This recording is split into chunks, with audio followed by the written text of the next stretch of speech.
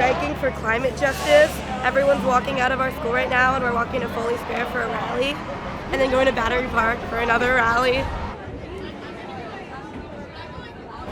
I'm striking for everyone I love. Like, I'm striking for future generations, I'm striking for my generation, I'm striking for everyone who doesn't have a voice and everyone who can't strike. Yeah.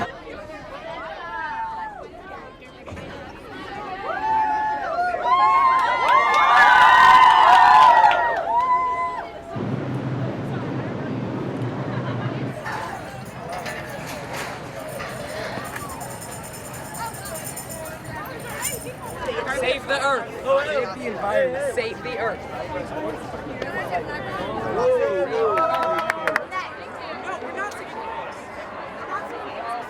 This is what democracy looks like on the third Friday in September 2019, when the world is on a climate strike.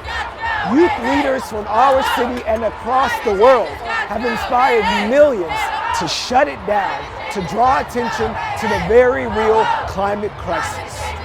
We are unstoppable! A better world is possible! We are unstoppable! A better world is possible!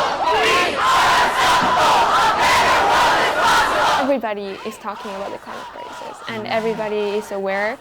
And now our biggest problem is not denialism but apathy, which is people know but they're not doing anything about it. And that comes a lot because people are scared. Yeah. And so what we have to do is kind of accept what's going on and do everything we can to get where we need to be. Climate change. We know we've only scratched the surface. So we decided to invite 4 of the smartest people we know to the table for a conversation about where we are, how we got here, and the way forward. Whitney McGuire, an intellectual property attorney and co-founder of Sustainable Brooklyn. Dr. Cynthia Rosenzweig, the head of NASA's Climate Impact Group. High school senior and activist Shia Bastida, a leading voice in Fridays for Future. And life and leadership coach Jess Sarante, the enemy of burnout, who supports the activist sustaining the movement. You know, in science fiction movies in space, where people are in a spaceship and they're kind of, they're going off, and all of a sudden they say, we have to go to warp speed. And then all these lights start flashing in their faces. That's where we are with climate change. It is finally, and so much thanks to all of you, we are actually achieving a critical mass of action now. I love that the warp speed is happening in terms of climate change, but in my observation of sustainability, it is sort of the opposite. And I'm seeing less inclusion of the voices of people who really have been impacted by these unsustainable practices and, floods, even down to mass incarceration, because that's not sustainable. So I see this omission of these vital voices leading to sort of like a funneling of the idea of sustainability that is not inclusive. And so we're losing a lot of valuable intellectual property, we're losing a lot of valuable input, a lot of solutions, just by nature of our unconscious and conscious biases. The fatal flaw of the warp speed that we've been talking about is that it messes with the intersectional work that we really need to be doing, right? Like when we're rushing, we replicate the same systems, the things that we're used to, that our system defaults to, right? So we do it the patriarchal way, we do it the white supremacist way, we do it the capitalist way. I think one of the greatest things that we have to learn to do right now is how to really be together, and that's no small feat. Yeah. In some ways, it's so much bigger than the strategies that we need to overcome, drawing down carbon, but to be able to build a life-sustaining society together and dismantle the things that have separated us. Unite behind science! Unite behind the science! Unite behind the science! These marches fuel people's hope, people's enthusiasm for organizing, and all this stuff for the entire year. So we're hoping that this is going to translate into people filtering into organizations like mine, filtering into other organizations, and just really like doing the work that we need to do to solve this crisis. Tell me more about the work that 350 Brooklyn is doing right now. So we are a satellite of 350.org. And we tend to tackle kind of more local fights. One of the big fights is the Williams Pipeline. We're fighting for the Green New Deal. We're fighting to ban single-use plastics because a lot of people think of plastics as a litter issue and clogging the oceans, but what a lot of people don't realize is that plastics are made by the byproducts of fracking. No more coal, no more oil, keep the carbon in the soil. Part of the problem already with the climate crisis is the role of the fossil fuel industry. And they have tried to warp the story and make it sound as if no one wants to see these changes, no one is on board with building a green economy, no one wants a Green New Deal. And days like today show that that's not true.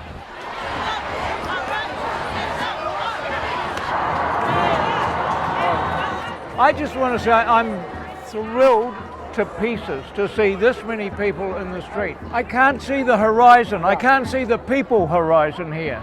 It's packed and it's wonderful. Yeah, and it's going to get bigger. It's going to get bigger. It's only just started. This is huge. And I hope the politicians are listening. I really do. I know they will be.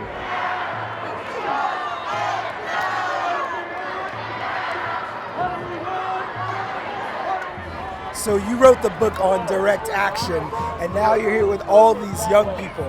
How do we transfer all of this energy into everyday work that needs to happen? Well, part of what's so amazing about what's happening today is that this isn't just a protest march. It is the essence of direct action. Kids have walked out of school. They are disrupting their ordinary life. They are putting sand in the gears of the machine, as people have famously called for in direct action.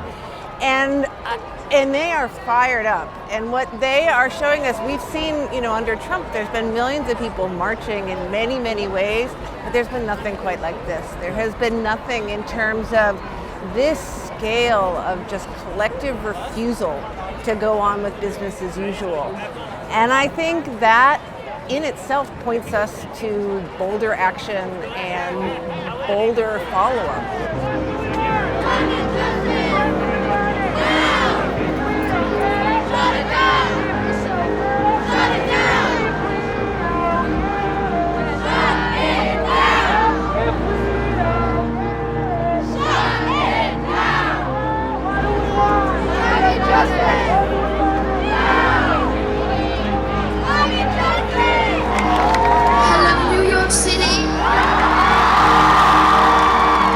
This is the biggest climate strike ever in history, and if you belong to that small group of people who feel threatened by us, then we have some very bad news for you.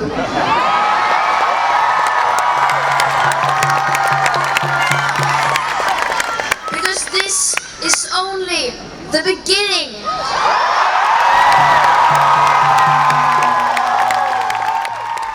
What Greta's doing is fucking fantastic. I'm sorry if I cannot swear, but she's amazing. She's really amazing. But she's also coming from a place of privilege and on multiple perspectives. And so we have to really acknowledge that, that she's not just Greta, but she's Greta behind a whole system that has bolstered her to be the face of this movement.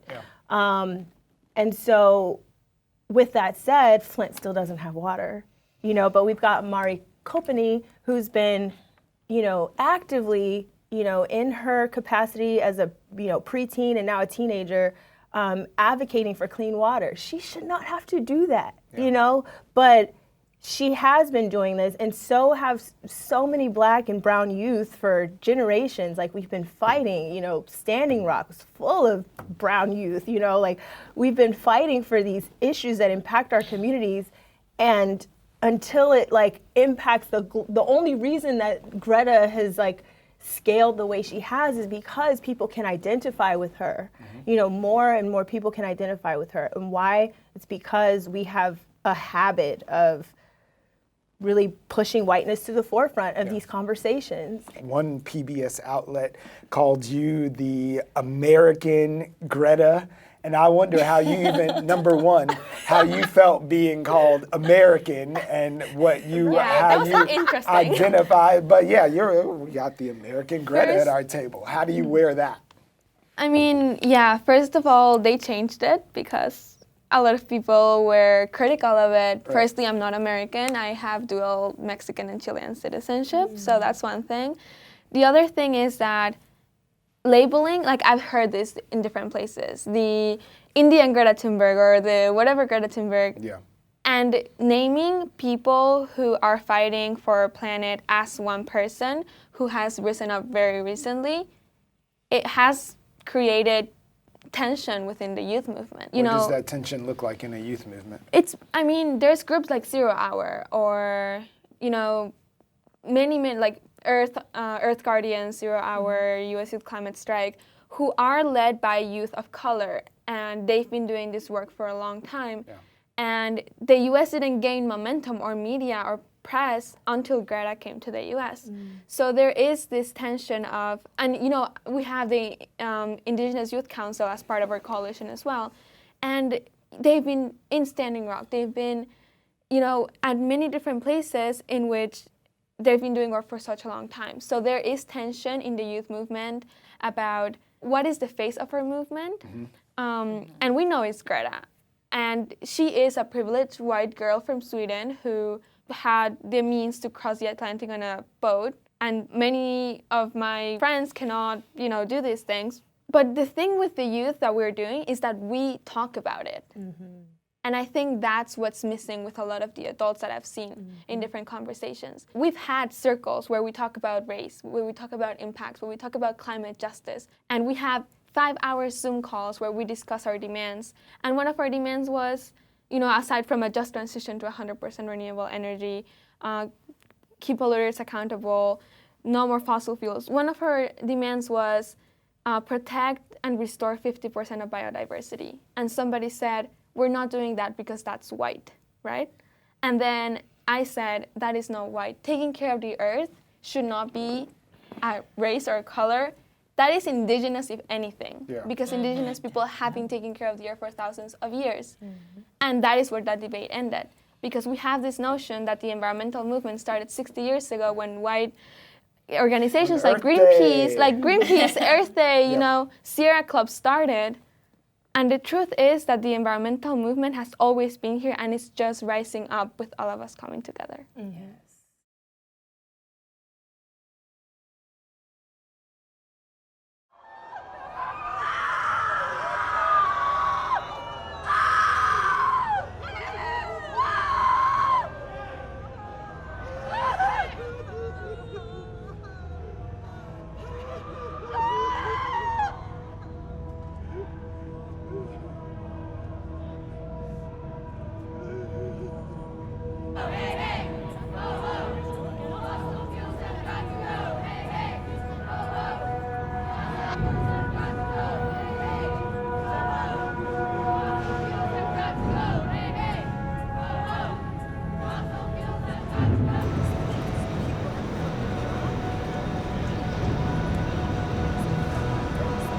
This is the New York City Police Department.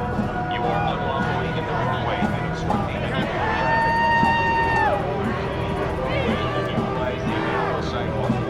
If you do so voluntarily, no charges will be placed against you. If you remain in the roadway and refuse to utilize the sidewalk, you will be placed under arrest and charged with disorderly conduct.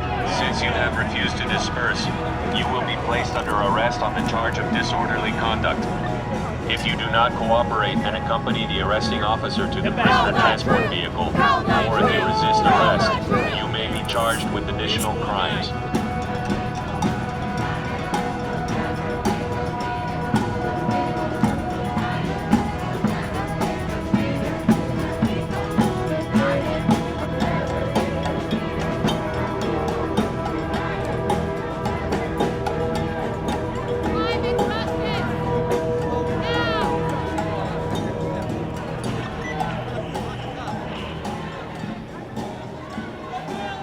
you know, we're starting with this funeral. We're grieving death that we're already seeing. We're grieving death that we are pretty much guaranteed to be seeing in the future. And those deaths have people responsible for them. I mean, in some level, we're all complicit in this destruction as humans, but especially as the white Western world, we're the most complicit in that, especially the US. And so there are people, and it's mostly corporations, it's the government and the media who haven't been telling us the truth about this. It's the corporations who are doing the opposite of trying to fix the problem and slow the tide of destruction. And so there are people who have blood on their hands, and we're going to bring attention to that today. It took us a couple of months just to plan one action, and then this week we have multiple actions going on, plus Rebel Fest in Washington Square Park, which is where we get to model the world that we want to live in. On Monday, Extinction Rebellion launched what they described as 2 weeks of disruptive, peaceful civil disobedience across the globe, from London to Berlin, Madrid, and right here in New York City, where a portion of Washington Square Park has been reclaimed for Rebel Fest, part of XR NYC's contribution to a global rally to protect our future, including art, music, a rebel boot camp, and initiatives across our city to give us a preview of what dark future may lie ahead. And is this the week? Yeah, this is the Rebellion Week, so stuff's happening all over the world this week. This is great. Thank you so much. Oh yeah, I love doing this. This is like the best way to talk to people during these kind of actions. Just like make stuff together and, you know. Well, I think we can't just always just be all shock and grief. We need to support each other. Like, you know, since like the weeks leading up to the climate march have been like some of the most exhausting weeks in my life. I mean, I work full time and I'm trying to make space to be here. I think it's really important. And, you know, we need to take care of ourselves and each other. Like we need to just make sure like, hey, do you need to take a break to go get a cup of tea, or do you need some water? Like we're doing things for other people and for yourself. And this, I think cultivating kind of mutual aid and thinking about communities of care is, I think, part of this work, especially if we're entering into a situation where people are going to be suffering. I hear youth say all the time, we have 10 years, right? 10 years until we hit that tipping point where there's the point of no return. The problem is when we exist in a state of urgency all the time, right? Like when my nervous system, my body, the way I work is always it's urgent. I've got to do more, skip some sleep, skip a meal, rush through that conversation with my people, right? And then we stop showing up for the present moment. Some of the work that I'm doing at Radical Support Collective is to support people to say, yes, what you're up to is super urgent. And so some of the most important work in the world. And if we're engaging with it from a place of panic, we're not going to have the impact that we need to be making. So, and there are tools that people can have to stay connected to purpose, to what really matters to them, to the contribution that they're seeking to make. And when you're rooted from there, you can act with a lot more clarity and focus. Pull it over. Go all the way down. Black's still on there, but it's fine. Look, Ma. This is an event that lacks dignity, all right?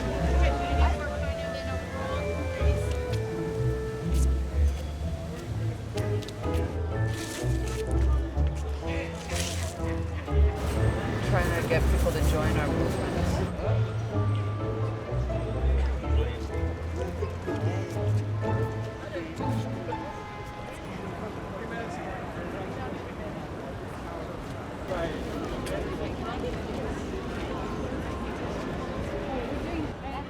This is only going to take a second.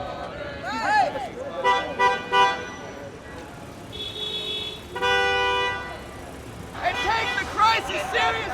Take the crisis seriously! Business as usual is killing us! Business as usual is killing us! And if we don't stop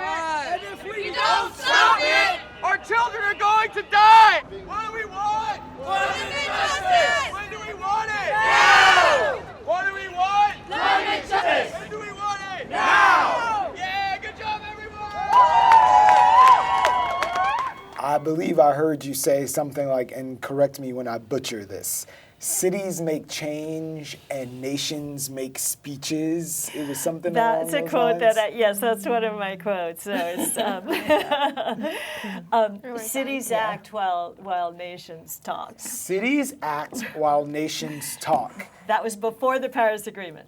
As a person who studies cities, how is New York towing the line versus how a leader in Washington ought to be? Some people ask me, why am I optimistic? You can see, first of all, it's my personality. So it's just, this is, this is sort of who I am. But because I do work with so many different groups, and I work, and one of the main groups that I work with are the cities. Now, in the cities, New York is one of the leaders. Of course, there's always more and more and more to do.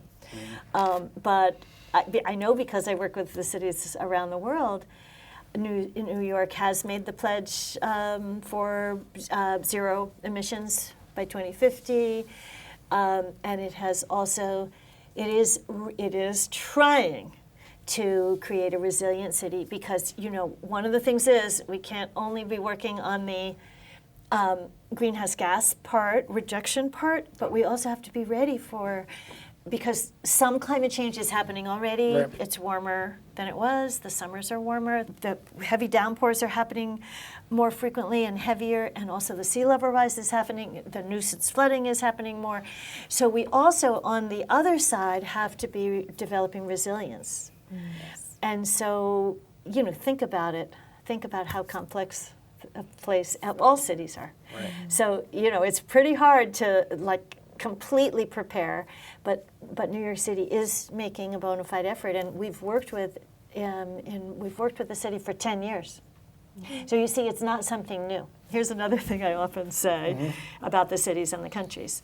So when there's a climate disaster, how do the national leaders react, and what do they do? Thoughts and prayers. Thoughts and prayers. And they get in a helicopter. Exactly. Yeah. They helicopter in, and they helicopter out. Mm-hmm. Who is left? Mm-hmm. The people who run the city, who are really running the city, and the people of the city, day in and day out. We've been going after the New York Times because they haven't been doing their job properly. We're going after these people because they haven't been doing their job at all. Worse than that, they're climate deniers. They're misleading the public and taking us to our destruction.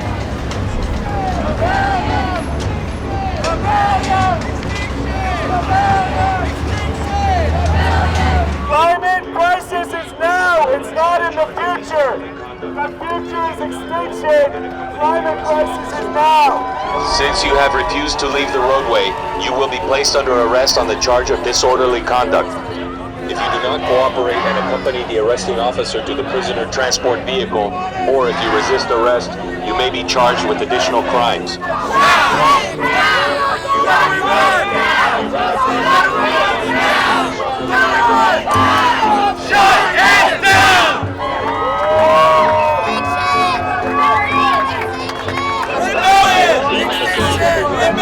Under arrest on the charge of disorderly conduct.